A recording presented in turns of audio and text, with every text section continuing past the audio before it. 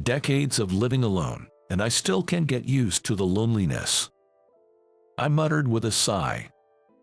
It's been 30 years since my divorce, after my ex-wife cheated on me. Our marriage lasted only about 2 years. She was so beautiful that she was the talk of the neighborhood, and I, with my low income, short stature, and limited education, felt unworthy of her. That's probably why I couldn't do anything but step aside quietly when I found out she was cheating on me with her handsome ex-boyfriend. I just accepted it. After all, I thought he was more suitable for her. I could have demanded alimony, but that felt even more humiliating, so I didn't. I just wanted her out of my life, and honestly, I didn't want anything to do with her anymore. But that's all in the past now. However, I haven't even had a girlfriend in the many years since my divorce. Simply put, I'm just not attractive. Even marrying my ex-wife felt almost like a miracle. Now, at 60, I've been made to retire early from my company, and I live a modest life alone, working temp jobs without touching my retirement savings. On my days off, there are times when I don't speak to anyone all day, and if the break goes on too long, I worry if I'll be able to speak properly when I return to work. I spend my time watching TV alone, eating alone. What a boring life I lead. Sometimes I think that, but there's nothing I can do about it. Of course, there was a time when I thought about remarrying. But when I attended matchmaking parties, women didn't show interest in me, and the staff at marriage agencies seemed perplexed by me, a man with no notable qualities. It's not that my standards were high, but probably because my specs were visibly low. By my late 40s, I had given up on remarriage. Then, one day, as I was living this dull life, my middle school friend Mike invited me for a drink. Mike is the same age as me, and like me, he's divorced. But he's been in a relationship for 6 months and is living together, planning to get married soon. I'm envious. Mike is a bit timid but a gentle guy, and being someone with few friends, he's an important drinking buddy to me. As soon as we met, Mike said, "Don't you ever think about remarrying, John? Senior remarriages are becoming quite popular now." Hey, cut it out with the senior stuff. I'm still young at 60. Well, there was a time I wanted to remarry, but I've given up on that now. Then Mike flashed a sly smile and said, "So, you're not completely against remarrying, huh?" And he pulled out a photo from his bag.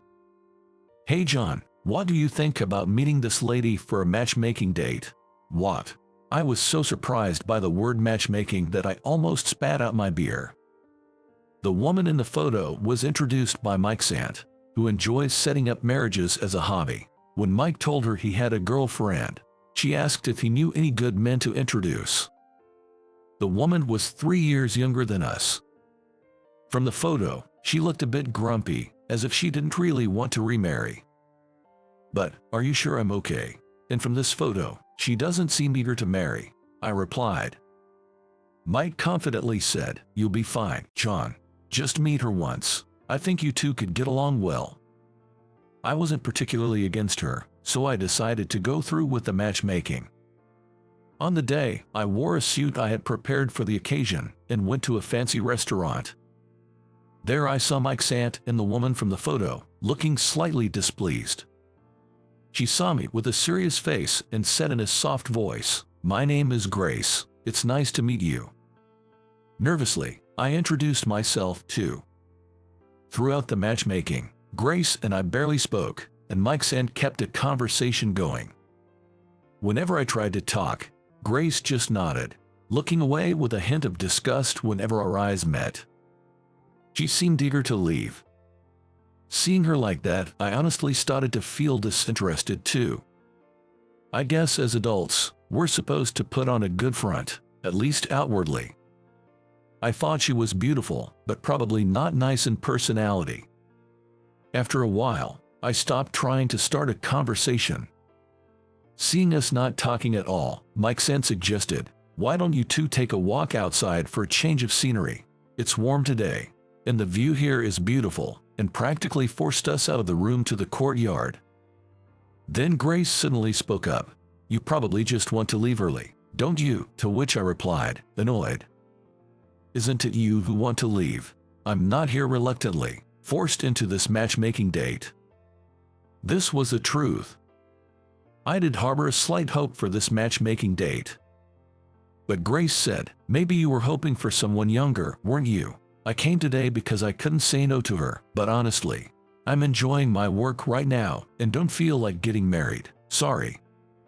Surprised by this unexpected turn of events, I thought to myself about what kind of life she must have had, but ended up laughing, thinking that's just how life is.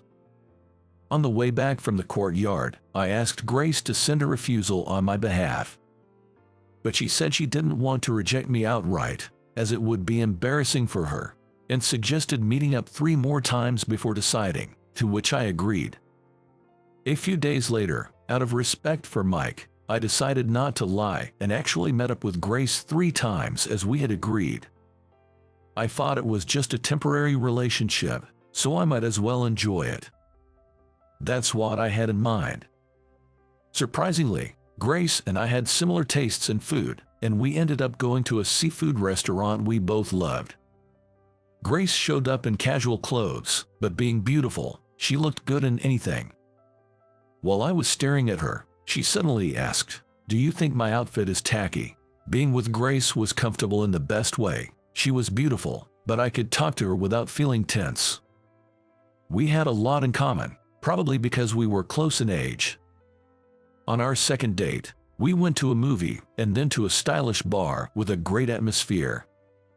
She was like a different person from when we first met, talking a lot more. Grace, like me, was divorced, and it turned out her ex-husband had cheated on her. He was a successful entrepreneur, good at his job, and also handsome. Apparently, he was quite popular with women. Maybe that's why she had become distrustful of men. Mike's aunt, who knew her, was worried and set up the matchmaking date. When I shared my own story of divorce with her, we found our lives had many similarities, and we ended up laughing together. It had been a long time since I'd spent so much enjoyable time with a woman. Preparing for our third date, I felt sad thinking it would be the end. Then I received a text on my cell phone. It was from Grace. Reading it, I was shocked. "I'm sorry, I can't make it today. I can't decide when the next time will be. I'm sorry." What? That's. I tried calling her, but her phone just rang. I texted her, but there was no reply. Had something happened? Or maybe she just became busy. Since we weren't officially dating, I couldn't keep contacting her too persistently. For the next few days, I spent my time in a gloomy mood. Then suddenly, I got a call from Mike's aunt. Hearing what she said, I was stunned. Grace's mother passed away. Grace's mother had died the day before she texted me. Her father had passed away when she was young, and her mother had been ill and in home care, but her condition worsened suddenly and she died. After that, Grace was so shocked and exhausted from caring for her mother, she quit her job and almost became a recluse. Grace and I couldn't meet in person, but we texted each other several times a month. It was just trivial things like what we ate that day, but I kept texting her, fearing if I stopped, she might disappear from my life. After about a year of this, Grace suddenly contacted me and asked to meet at a cafe. Grace looked a bit worn out, but her smile was just as bright as it had been a year ago. "I'm sorry for worrying you," she said. She told me that she dreamt of her mother, who said she shouldn't grieve forever and that she needed to move forward with her life. Watching Grace speak through teary eyes, I reflected on my own feelings from the day of the matchmaking date until now. I think Grace probably just sees me as a friend, but at some point, I had started seeing her as more than that. My feelings for Grace grew stronger day by day. I couldn't keep my feelings to myself any longer. "Grace, do you remember our agreement to go on 3 dates after the matchmaking date? We've only had 2 so far." Would it be okay if I asked you out for our third? Grace looked at me with moist eyes and nodded gently. Then, the next Sunday, I invited her to a restaurant to express my feelings. The restaurant wasn't fancy, but it was one of Grace's favorites. As soon as we sat down, I looked her straight in the eyes and said, "I've fallen for you, Grace. Would you officially go out with me?" Grace, with wide eyes, responded, "I thought you only saw me as a friend." It seemed we had both felt the same way. We laughed together. Then she said, "I like you too, John. When I was down and staying at home, your regular messages really encouraged me. Thank you for being there during my tough times. If it's okay with you, I would like to date you." I immediately called Mike to share the news that Grace and I were now a couple. Mike laughed and said, "I always thought Grace and you would be perfect for each other." It turned out that Mike had a hunch we would get along well after hearing about her from his aunt and had encouraged her to go for the matchmaking date. "Thanks to you, Mike, I feel like I have hope in my life again," I said. "Of course, John, you've been my precious friend since middle school. I always wanted you to be happy," he replied. We had indeed been friends for a long time since our school days. "Remember when I was bullied in school because of my timid nature? You wrote me letters when I didn't want to go to school. They were about trivial things, but they meant a lot to me. I still remember your kindness. I want to be friends with you even when we're old men, and I want you to be happy," Mike said. I had almost forgotten those school days and murmured, "Did that really happen?" Finally, Mike ended the call by saying, "Be happy with Grace. I'm going to be happy with my girlfriend too. Let's meet up sometime and share our love stories over a drink." I felt incredibly grateful to Mike. I realized the importance of friendship, no matter the age. Grace and I continued our relationship smoothly, and about 6 months later, we started living together. Meanwhile, Mike married his girlfriend and seemed very happy when he told me about it. Hearing about Mike's marriage, I started thinking about marrying Grace, and about a year into our relationship, I proposed to her, and she was thrilled. We didn't have a wedding ceremony, but we became husband and wife. I never imagined someone like me could have such happy days. I plan to enjoy the rest of my life to the fullest with Grace.